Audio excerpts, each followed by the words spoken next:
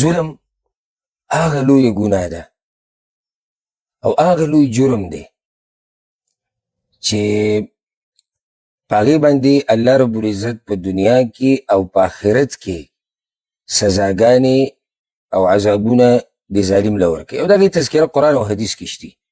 زه صرف د یو آیت په باره کې خبره کوم او هغې ته به لږ غوږ کېږدئ. قرآن کریم تلاوت موږ ټول کوو الحمدلله، خو د سورت ابراهیم په آخره کې یو آیت دی، الله وایي ولا تحسبن الله غافلا عما يعمل الظالمون.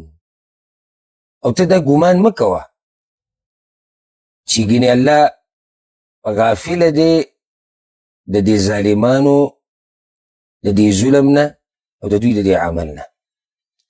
معنی ده چې الله ته خبر دی. ښه هسې الله دا خبره وکړه چې زه ته خبر یم؟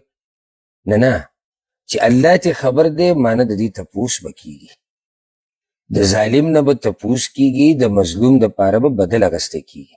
لږ دلته ما ورته ودرېږو دې آیت سره. چېرته په ښځه خو به موږ ظلم نه یې کړی که نه، په بچو خو دې چېرته ظلم نه دی کړی که نه، په دوست په ملګري په خپلوانو کې دې په چا خو ظلم نه دی کړی، په خور لور مور په چا خو دې ظلم نه دی کړی. که الله دله یو مشرتیا در کړې ده په کشرانو خو دې چېرته ظلم نه دی کړی، په نوکر په مزدور په خادم خو دې چېرته ظلم نه دی کړی که نه. دا ټول سوالونه ما ورته پکار ده چې کله دې آیت ته راورسو دا د ځان نه وکړو، دا تپوسونه د ځان نه وکړو، ځکه چې الله غافله نه دی، الله ناخبره نه دی. وګوره د قیامت راتله حق دی، دا مسله خو د قرآن او د حدیث نه ثابت ده، خو صحیح فطرت صحیح عقل هم دا خبره مني چې قیامت به راځي او پکار دی چې قیامت راشي. او هغه څنګه؟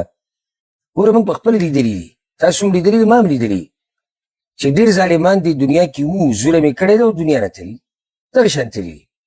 او داسې مظلومان موږ لیدلي چې د هغوی سره قسمه قسم ظلمونه شوي دي او هغه دنیا نه تللي دي.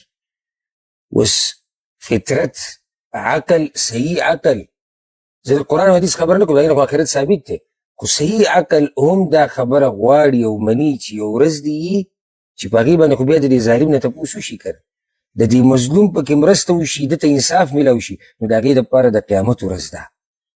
او ځکه الله وایي ولا تحسبن الله غافلا عما يعمل الظالمون.